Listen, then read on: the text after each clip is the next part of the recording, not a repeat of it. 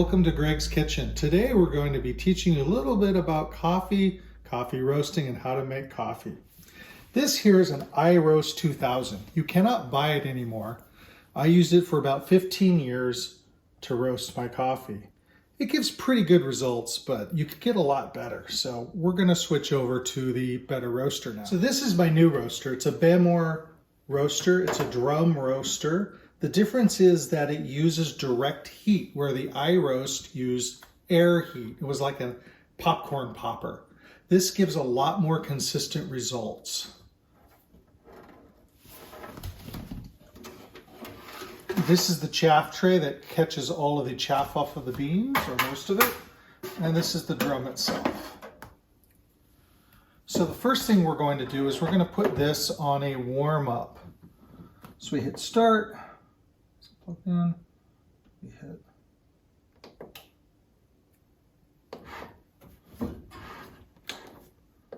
There we go. So we're just going to warm up the device to get it ready to roast coffee. And while we're doing that, let's talk a little bit about coffee beans.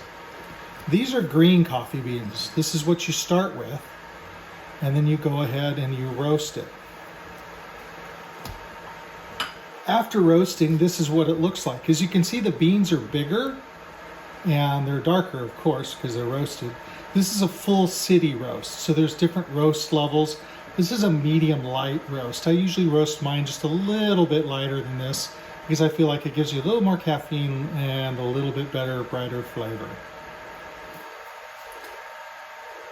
And we're going to let the Bemore warm up for a few minutes, and then we will go ahead and put the coffee beans into the drum. So let's start doing that right now. So with the drum, you just go ahead and you open it. We're putting a 1/4 pound of beans in, and we're ready to go. I source my beans from a company called Sweet Maria's out of Oakland, California. And I have for, I think, 15 years now. It's where I first started getting green beans and where I've gotten both my roasters.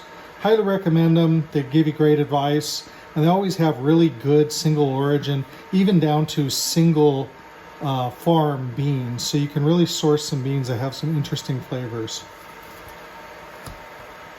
That's a 20-pound bag. So what you do is you buy a pound or 2 pound or a 5 pound bag until you find something you like, and then you immediately go out and buy a 20-pound bag because those beans go quick and they might never come back. So that should be warmed up enough now, so we'll go ahead and hit off. It's nice and toasty inside. We're going to go ahead and put the drum in. It's always hard when the walls are really hot. And then we'll put the chaff catcher in. And now we're going to take out one of these out of the fan. And it's getting a little bit noisy here, so we'll probably cut the video's sound because we're going to go ahead and turn the fan on all the way. I'm going to turn that off so you can hear me. We're going to hit 1/4 pound. We're going to hit start. And in about 8 minutes, the coffee will be done-ish. And we'll start talking about what we're listening for and what we're doing at that time. See you in about 8 minutes. So we're back. About 3 minutes left on the roast. We're going to be listening for the crack, which is when the beans start expanding and the outer skin breaks. Sort of like popcorn. So a little bit about roast levels. You can see that. Green beans are raw, and then as you go through darker and darker, you can see here's the first crack beginning, first crack underway, city plus. I usually do between a city plus and a full city plus. Or a full city plus a little bit darker, Vienna French roast, Starbucks roast, and the bean caught on fire. So generally the best flavor profile is somewhere in here depending upon the bean. And you do want to play around with the different roast levels for each individual bean. because you can get different flavor profiles out of it.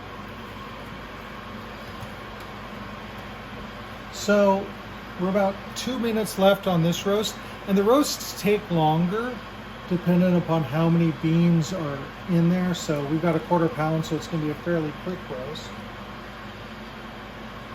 I can see that it's just getting to that light brown first stage.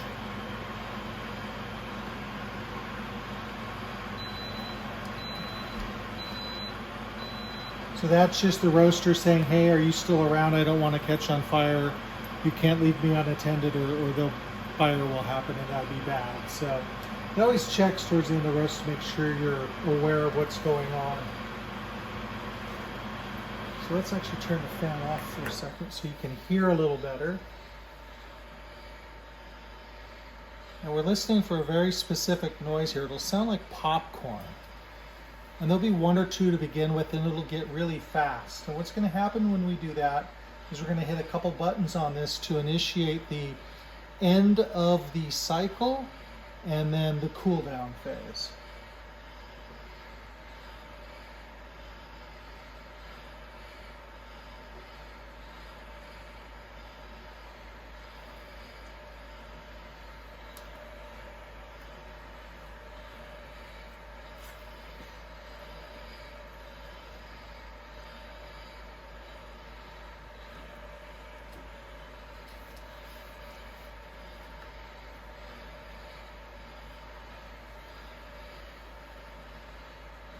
Add some more time here.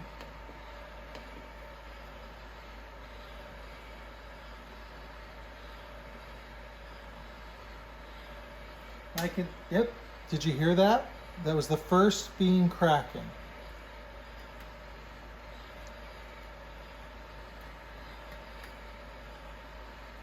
Hope you can hear that, because it's starting to crack now. So we're going to wait until it gets to a pretty good clip, and then we're going to start the final.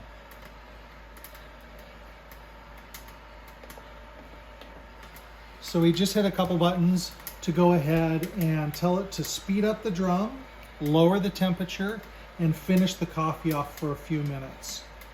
After that, the coffee will go through about a 10-minute cool down phase for a 1/4 pound, about a 15-minute cool down phase for a full pound. And then the coffee will be roasted. After that, you want to let it sit for 24 hours at least to up to 6 days to outgas carbon and pick up its full flavor profile. Opinions vary on how long to let the coffee rest. I've talked to people who say the coffee doesn't get its full flavor until after 6 days. Personally, after 24 hours, I think it's fine personally. So it really is up to your individual taste. And that's what I love about roasting coffee, is that I love coffee, of course, but this allows me really to play with the flavor profiles and play with the beans themselves. Have some fun, try new things, try a little bit darker roast, a little bit lighter roast. Just really kind of experiment and see what I like. Anyways, we're going to turn this off and we'll see you when it's done with this cool down phase. So one of the interesting things to me about coffee is that it's almost like wine in that there's so many different flavors you can experience.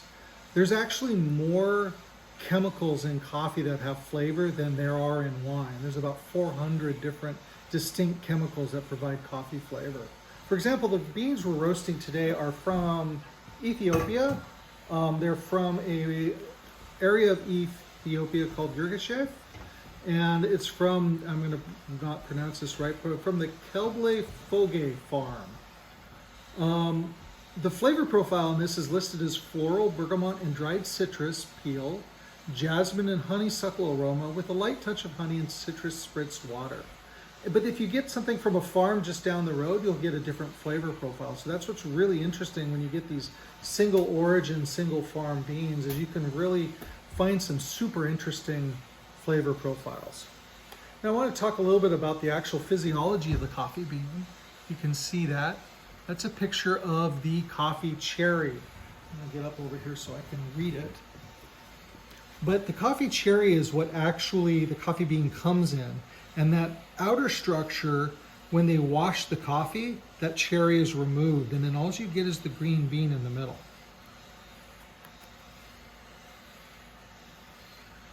And it's a member of the Arabica family and the genus coffee. There are two major groups of coffee. There's Arabica and Robusta. Robusta is kind of an inferior coffee, and it's not even really considered real coffee where Arabica is. You never want Robusta coffee. It's pretty bad. It's like Folgers. Anyways, so that's some information about the coffee bean itself and how it's produced. And then again, here's the picture of the actual coffee cherry itself.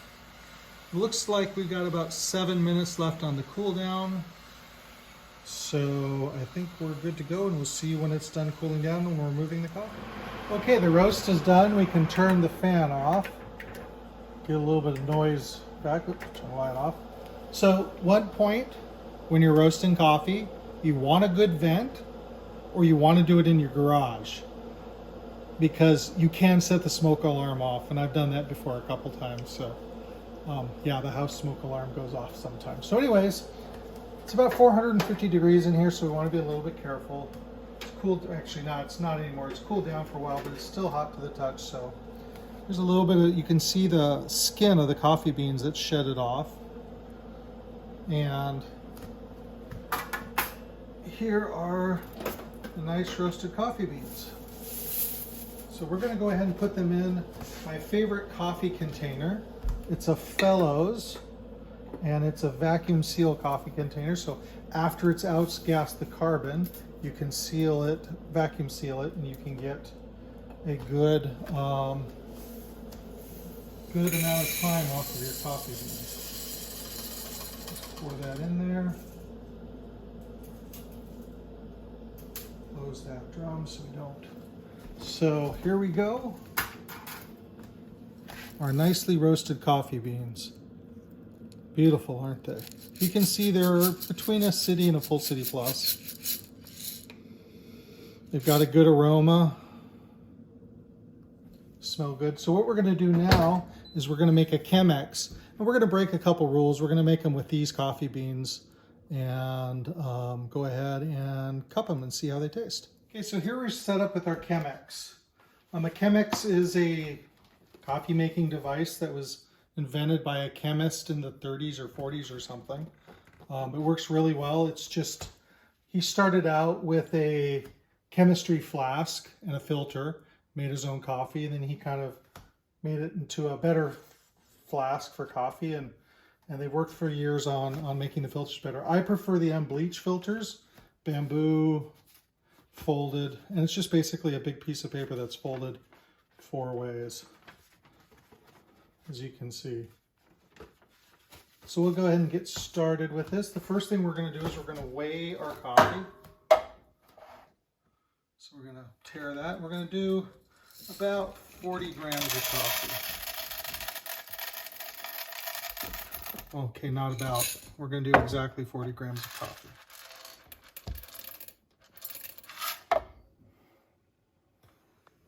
Yep, 40.5, close enough. We're going to go ahead and put that into the grinder. We have the grinder preset for Chemex, and we want it to be about the consistency of sea salt.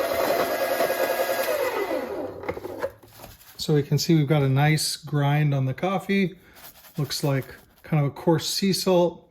It's got a wonderful smell. I'm going to grab some cups out, because one of the important things when you make a cup of coffee is you want to rinse and heat the coffee cup. So we'll pour a little bit of water in there, get it all nice and rinsed and warmed up. Next thing we're going to do is we're going to put the Chemex on the scale. We're going to put the filter in, and notice this is a trick I learned.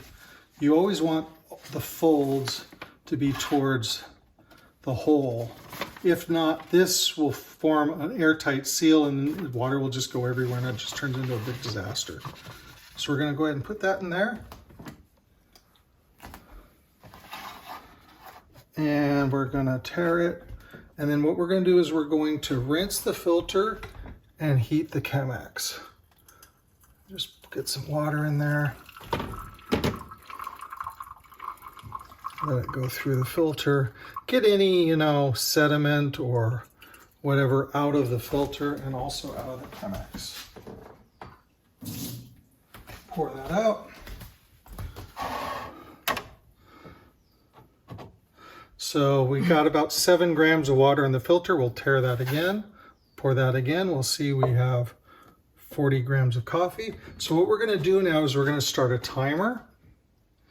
And we're going to do about a 50-gram pour of water. And what that does is it's going to wake the beans up. So they're going to go ahead and absorb that water. They're going to outgas carbon. And if you can see there, they're sort of puffing up a little bit. That's that carbon coming out of the carbon dioxide coming out of the beans. So we'll wait about a minute for them to go ahead and fully wake up. We're at 40 seconds now.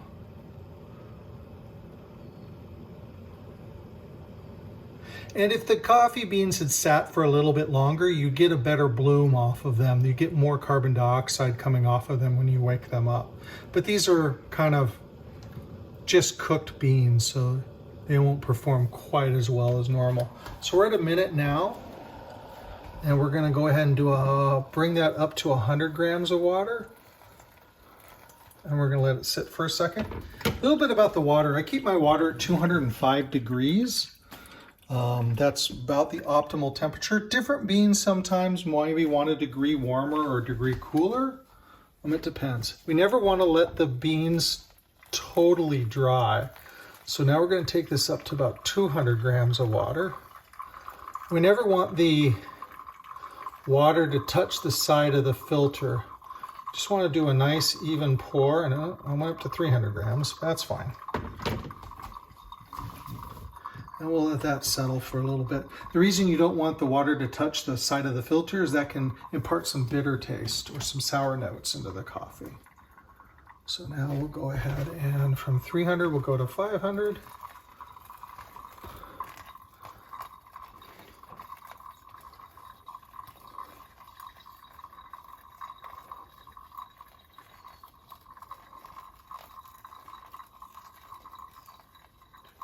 And we're at 500.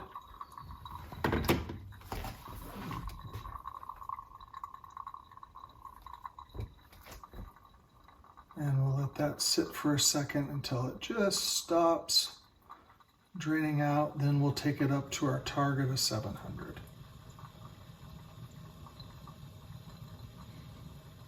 And it looks like it's starting to cave in the middle, which is kind of my note that I want to add a little more water. So go ahead and give it a little bit more water to work on. And oops, looks like I didn't quite plan right. Not enough water in the kettle. So we're gonna have 600 grams of water. Still good enough for 2 cups though, so. We'll let that finish off. And one of the things you wanna do is you wanna have about a 4-minute pour. So from when you start putting water on the beans until it finishes draining, you want about 4 minutes. You control that through the coarseness of the beans and also the speed of the water or the pour itself. So since we ended a little bit early, this will probably end a little bit early, but it should be pretty close. It's at 329 now, and it's just starting to get down to the finish. Almost done. 340, pretty much right on the nose, so not bad. So I'm going to go ahead and grab those coffee cups, swirl the water around in them to finish rinsing them, pour them out. They're nice and steaming hot. The grounds are all dry. There's nothing else really coming out. It drips. So I'm going to put that in the sink. We always want to swirl it when we're done because different strata of coffee is the first pours on the bottom, so we want to go ahead and mix it up nicely. Watch out, the glass is hot. So we'll go ahead and we'll pour 2 cups, one for me and one for my lovely camera person.